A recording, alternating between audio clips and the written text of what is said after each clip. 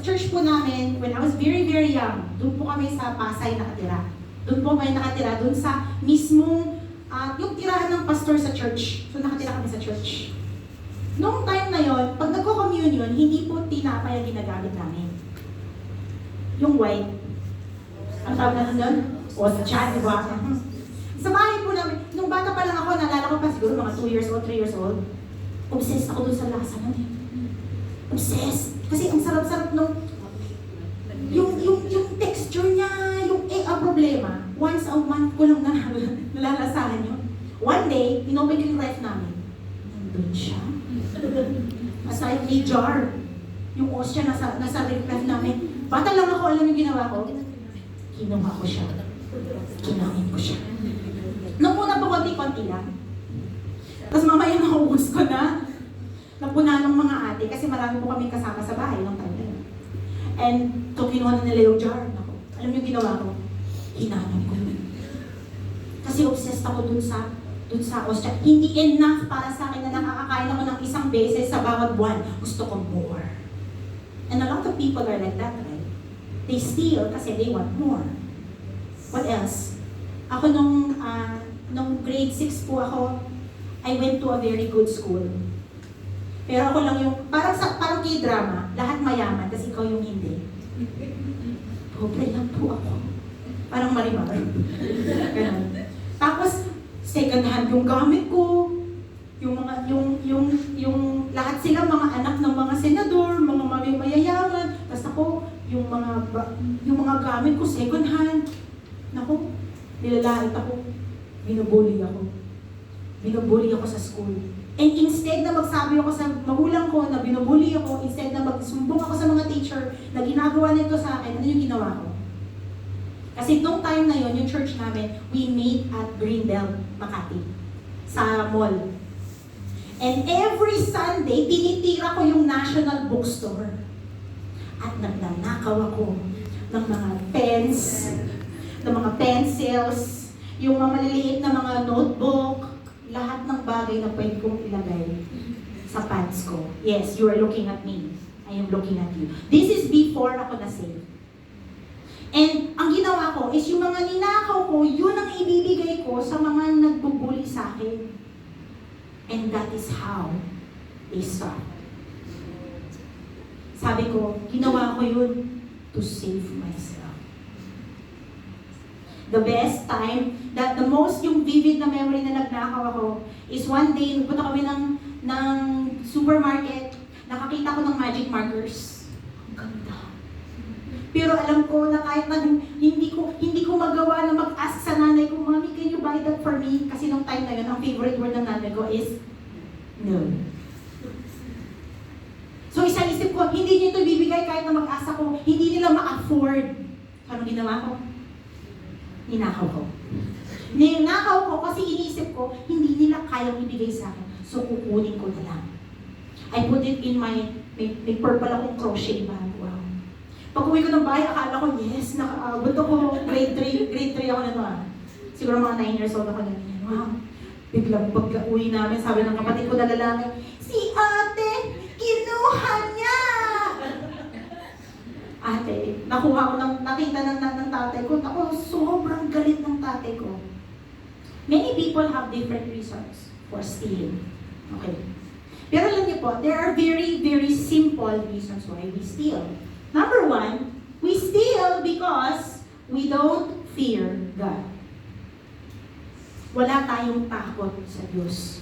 Sabi po sa Isaiah 61:8, sabi ng Panginoon, sapagkat ako, ang Panginoon, ay nagagalak sa, nandito ba kayo? Ano yan? Sa katarungan. At ano daw? Galit ako sa mga pagnanakaw at sa iba pang kasamaan. Alam po natin na ang Panginoon ay banal, right? That He is a good God. Pero alam niyo po ba, God is righteous. Makatarungan siya. Kaya kung tayo gumagawa ng masama, it's because wala tayong takot sa kabanalan ng Panginoon. What else? Alam niyo po ba na there are very clear consequences when we break God's commands. Sa pagnanakaw pa lang makita niyo po, ang magnanakaw na nahuli ay dapat, ano daw? Magbayad. ibabayad, ipagbibili siya bilang alipin at ang pinagbilhan ang ibabayad sa ninakaw niya. I want you to remember that later. Ibig sabihin, sa mata ng Panginoon, pag ikaw nagnakaw, hindi lang siya 1:1, ha? Pagka ikaw apparently, in the Old Testament, pag ikaw nagnakaw ng baka, 5 baka ang ibabayad mo. Oh. Understand? Pag ikaw nagnakaw ng 1 tupa, 4 na tupa ang ibabayad mo. Naiintindihan niyo po ba? Ganon. Higit pa, ninakaw ko, sorry, ibalik ko sa'yo, no. Sa mata ng Panginoon, ninakaw mo, 4 pa, 4 times more ang ibabayad mo. So, ang question po is, tayo po ba may takot sa Diyos? Kasi kung may takot tayo sa Diyos, we are not going to steal. And what else? Alam niyo po ba na may eternal consequences pag tayo'y nagnakaw? Sabi po, sapagkat kailan may hindi magmamana ng kaharian ng Diyos ang mga sino? Immoral. Mga immoral, sumasamba sa Diyos-Diyosan. Sino ba? Ang Nangangalo niya. Nakikipagrelasyon sa kapwa lalaki o babae. Tapos yung isa? Magnanakaw. Yung mga tao na immoral. Hindi pupunta sa kaharian ng Diyos. Yung mga lasenggo, mapanlait, mapandarambog. Mandarambong. Pero do you get it? Do you get it? There are consequences when you make choices. And some of them, dito lang, magbabayad ka. But sometimes, higit pa. Eternal consequences. Reason number 2, why do we steal? We steal kasi we don't trust God. Katulad na sabi ko po kanina, some people, isip nila, I'm stealing kasi may pangangailangan. May gusto lang akong ibigay sa pamilya ko at hindi ko makuha sa wastong paraan. So kahit na anong gagawin, I'm sorry for doing this, pero this was the only way. Really? Guys, may question po ako sa inyo. Meron po ba tayong excuse bilang mga anak ng Diyos na magnakaw? Meron ba tayong may bibigay sa Panginoon na, Lord, kasi ginawa ko lang yan, kasi ganito. Pwede ba yun? No. Naalala nyo, I want you to see Philippians chapter 4. Philippians chapter 4 verse 6. Basahin po natin together. Huwag kayong mag-alala sa anumang bagay.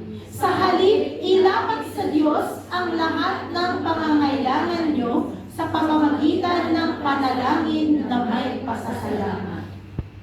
Sa people kasi naisip nila, kasi may pangangailangan di ba? So, then willing na tayo to do anything. Pero di ba ang sabi dyan, huwag kang mag-alala sa anumang bagay. Can I hear an amen? Amen. Because sino po ang provider natin? Tayo po ba? Diyos. No, ang Panginoon ang provider natin. Philippians 4:19, life verse po to ng maraming tao. Sabi po, at dahil kayo'y na kay Kristo Jesus, ibibigay sa inyo ng aking Diyos ang lahat ng pangangailangan nyo mula sa kasaganaan ng kayamanan niya. Amen? Guys, there's a thought that came to mind when I redid this sermon. Ito po yung thought na yun. God's people have no excuse to steal. But we have every reason to trust God. Can you hear an amen? Amen.